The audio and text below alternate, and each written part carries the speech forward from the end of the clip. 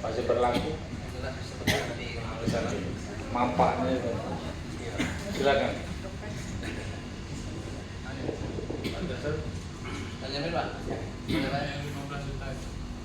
Bismillahirrahmanirrahim. Assalamualaikum warahmatullahi wabarakatuh.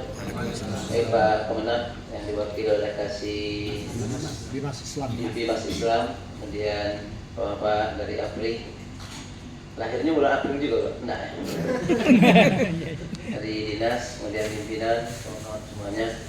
Ada beberapa hal, Pak. Yang pertama, alhamdulillah, pertama ketemu dulu APRI ini langsung silaturahim ke Komisi 4 dan sekarang sudah selesai juga ke silaturahim. Yang pertama, Pak, untuk kegiatan-kegiatan kalau bisa kita kan sudah lagi membuat dan sudah selesai nggak salah ada perda ketahanan keluarga. Jadi kita bukan hanya ketahanan pangan tapi ketahanan keluarga ini sangat penting karena hari ini betapa banyak keluarga-keluarga kita yang rapuh, bahkan yang sudah 30 tahun pun menikah masih ada masalah-masalah ketahanan keluarga ini. Maka untuk itu mungkin nanti Pak silakan aja masukkan terutama juga ke eksekutif ya. Nanti di mana pasnya kegiatan-kegiatan atau yang bisa di kegiatan OPD mana nanti yang bisa memang tercover program-program dari APRI ini sehingga pendanaannya pun bisa melekat di OPD itu, tapi pelaksanaannya nanti kerjasama dengan APRI. Jadi kalau bisa program itu cepat karena kami udah mulai mau pembahasan anggaran untuk perubahan 2024 ini yang anggaran ya, murni sudah mulai bahasnya. Jadi nanti mungkin lebih enak, Pak. Dan juga ajukan ke kami gitu, sehingga kami juga bisa melihat nanti. Itu yang pertama. Kemudian yang kedua, tentu mudah-mudahan kami kebetulan Pak Rasid juga dibanggar, Pak Amorlah juga dibanggar. Kalau mau ada nanti tentu berupa proposal kegiatan-kegiatan, Pak, sehingga kami juga ada landasan untuk memberikan di mana yang mau kita lihat nanti. Tentu harapan kami dari Kemenang yang orang tua kandungnya dan juga harus ada bantuan-bantuan dari pusat, Pak. Harapannya seperti itu. Karena nanti dari daerah, dari kota kita bantu tetap, dan tentu juga dari ada pendamping dari, kalau kita sifatnya pendamping dari kota, kan dari Kemenang juga untuk berharapan harus ada juga anggaran untuk APRI ini. Kemudian yang terakhir untuk tanya nih, Pak. Kebetulan kami sudah tanya juga sama Pak Jabir kebetulan kemarin, Ustadz, kepada Pak Satria. Kami kendala betul yang terutama yang mau mengulang nikah, mengulang nikahnya baik itu yang sudah pernah nikah siri kemudian mau diperbaiki.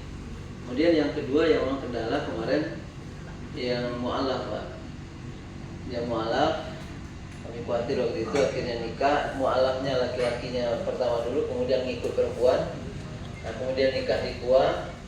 Nah, sampai hari ini yang mu'alaf ini minta surat nikah tapi tidak bisa dikeluarkan dari rumah, Pak. Jadi mungkin nanti melalui APRI kalau memang bisa dibantu nanti mohon dibantuannya, Pak. Kemarin juga sudah konsultasi dengan Kemenang dan Pak Satria, tapi sampai sekarang belum ada jalan keluarnya. Itu kalau memang nggak bisa jawab sekarang, tahu jadi PR dari APRI insya Allah. Itu aja mungkin beberapa hal dari kami. Terima kasih. Assalamualaikum warahmatullahi wabarakatuh. Assalamualaikum. Ya, dalam saja. Terima kasih. Assalamualaikum warahmatullahi wabarakatuh. Waalaikumsalam. Sebelum mungkin saya sedikit memberikan pertanyaan, tadi dikatakan anggota ASPRI ini ada 37 orang, Pak. 33, Pak. 33 orang, tapi sangat kami sayangi juga hari ini yang datang hanya 6, Pak.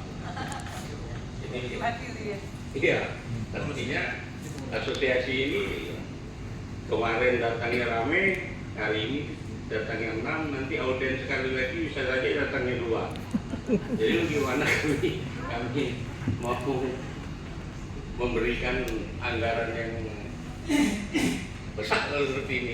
Kalau lihat kekompakannya saja nggak ada. Nah, jadi maunya kami ke depannya betul-betul lah ini kita kuatkan, apalagi dengan diberikannya anggaran 15 juta saja kemarin sudah antusias Bapak sangat tinggi sekali. Mungkin ke depan ini kalau tadi kata Pak Jasrul ada proposal, ya setidak-tidaknya dari 12 orang ini saja 200 sudah berapa duitnya Pak kan? Ya, mudah-mudahan begitu. Itu yang pertama Pak. Yang kedua saya melanjutkan apa yang dikatakan Ustaz Jasrul tadi. Memang banyak kejadian-kejadian seperti itu. Nikah siri, terus punya anak, mau bikin akad nikahnya sulit sekali, ya kan? Nah kebetulan saya itu bawa emak juga Pak. Bawa emak yang kebetulan ada adik anggota fraksi kami yang kejadiannya seperti ini, yang seperti yang dikatakan Pak Jasrul itu. Semua surat-surat sudah dilengkapinya Pak. Terus katanya ditolak oleh Kementerian apa? Oleh KUA. Ini kan jadi pertanyaan juga bagi kami. Kami ini kan tetap jadi tempat pengaduan warga masyarakat yang seperti itu. Ada surat apanya ini malah juga ditolak oleh Balai Kurani kalau saya lihat Pak. Nah jadi gimana ini kita menindaklanjuti hal seperti ini? Kalau tidak dikeluarkan surat nikahnya, orang yang sudah nikah siri kan, betul-betul dia mau nikah, apa ada aturan-aturan yang harus dilengkapi? Sudah dilengkapi. Mungkin ini Pak. Terima kasih. Assalamualaikum warahmatullahi wabarakatuh.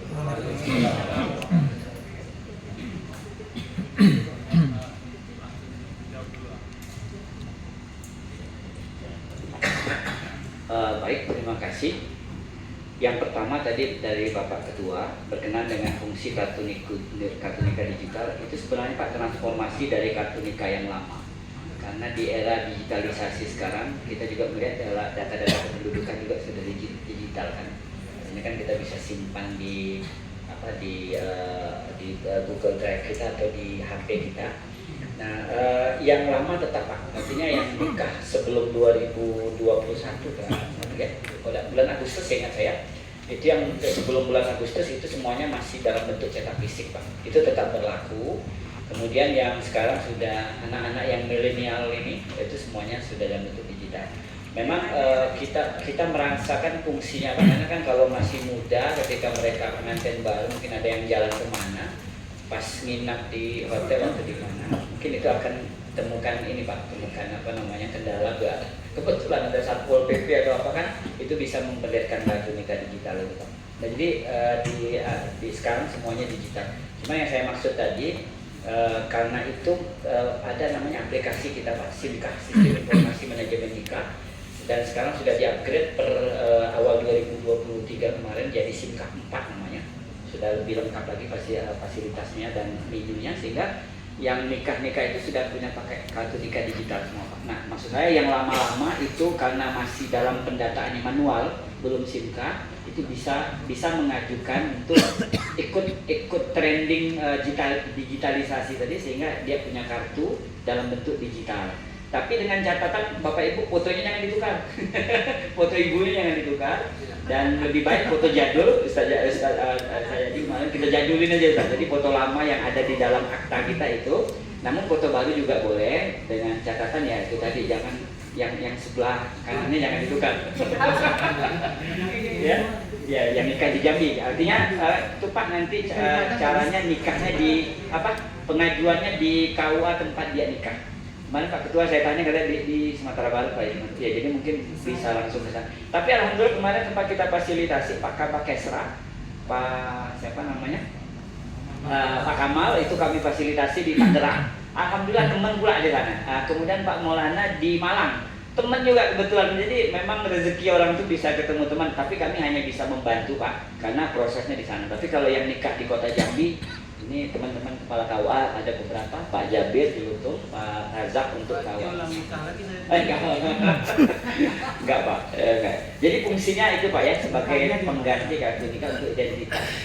Kemudian yang kedua dari Pak Ustadz Jasrul, terima kasih Ustadz. Memang masalah ketahanan keluarga ini menjadi apa namanya? Jadi ini bahasa kita bimbingan perkawinan untuk apa? Untuk melestarikan perkawinan bagi orang tua kita, keluarga-keluarga yang sudah lama nikah. Ini terima kasih Pak Usul, ini akan nanti kami apa namanya akan kami coba bicarakan dan kita coba wujudkan di 2024 kalau memang nanti kegiatan-kegiatan kami bisa diakomodir melalui Kementerian Agama atau pemerintah daerah, sehingga ini bisa kita jalankan. Termasuk juga tadi Pak kerjasama dengan OPD itu yang kami sudah jalan sekarang dengan apa namanya dengan BKKBN sama kesehatan. Nah ini kami sekarang mencoba ini Pak, kami lagi kemarin sudah kami usulkan rekomendasi kami FGAD layanan 3 in 1 ini mencontoh kalau nggak salah kalau nyontoh Kabupaten Tanjung Jabung Timur. Jadi kita mencoba nanti rencana kita kasih namanya si jodoh Pak, sudah ijab ada dokumen. Jadi artinya setelah nikah itu di samping mereka terima buku nikah, H+1-nya mereka sudah data kependudukan sudah berubah semua. Jadi KTP baru dengan status nikah kawin, kemudian kakaknya sudah pecah 3. Kakak baru, pasangan pasutri baru, kemudian kakak orang tua belah pihak. Ini rencana kami, nanti kami sudah rumuskan itu, sudah sampaikan ke Kementerian Agama untuk nanti dapat membangun MOU-nya antara Kementerian Agama dengan pemerintah Kota Jambi. Termasuk juga Pak masalah kemarin apa namanya Pengadilan Agama juga informasinya pernah mengajukan untuk isbat yang nikah-nikah yang belum tercatat itu. Tapi memang Pak dalam aturan ada PNBP-nya Pak, jadi kurang lebih informasinya sekitar 600.000 per isbat.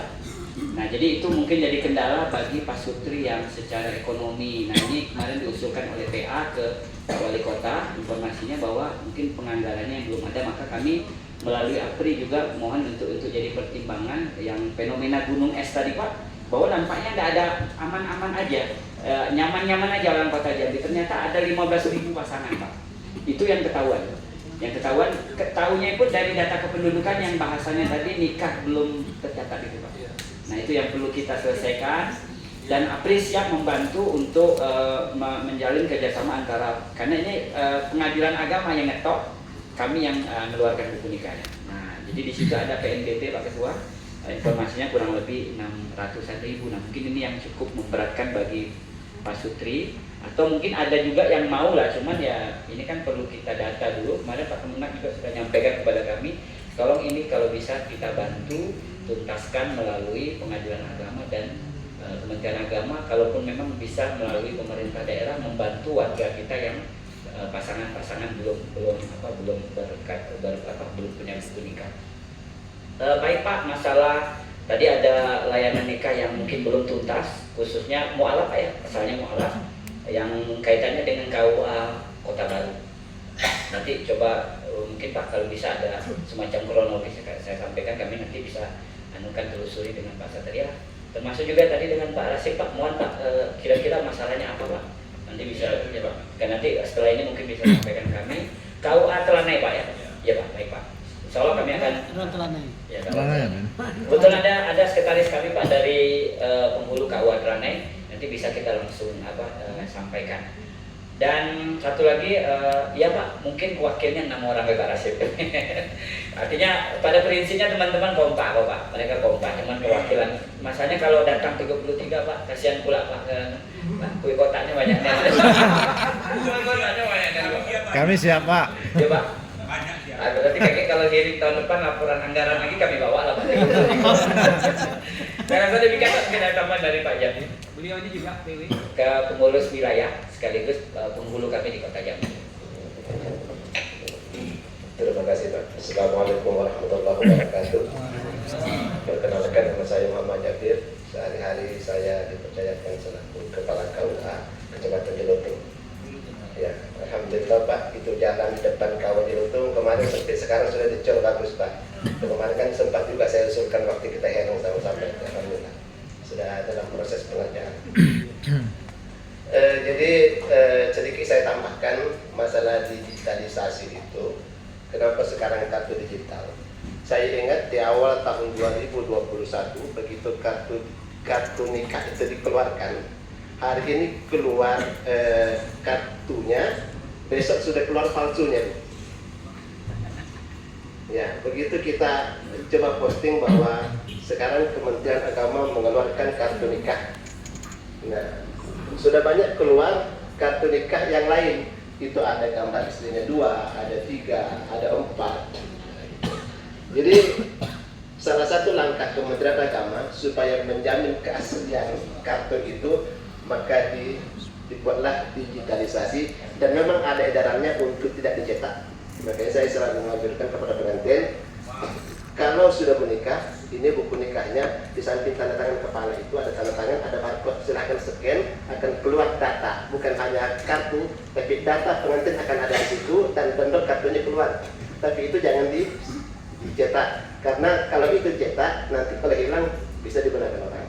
Nah, jadi gunanya digitalisasi itu untuk menjamin keaslian, dan itu tidak perlu dicetak.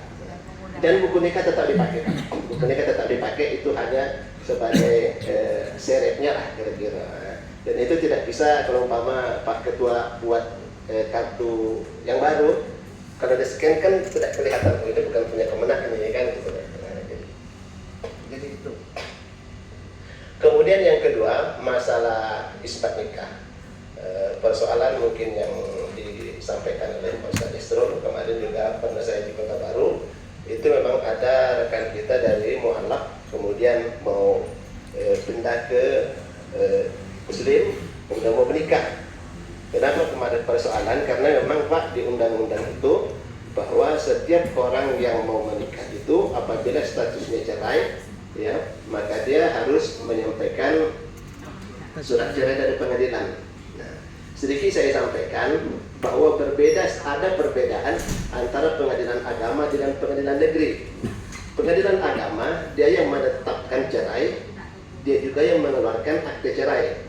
Ya, itu pengadilan agama. Tapi pengadilan negeri, dan orang non-muslim kan pengadilan negeri. Pengadilan negeri menetapkan putusan, tapi yang mengeluarkan akte cerainya catatan sipil. Nah, ketika pengadilan negeri memutuskan, tapi amar putusannya tidak ada memerintahkan ke Capil untuk mengeluarkan akta cerai, tidak mau Capil mengeluarkan.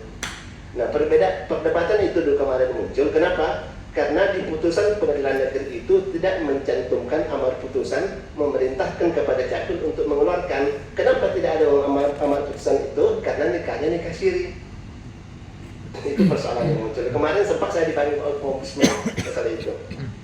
Di situ persoalannya akan muncul. Nah, KUA tidak mau menikahkan karena tidak ada akte cerainya. Di undang-undang harus ada akte cerainya.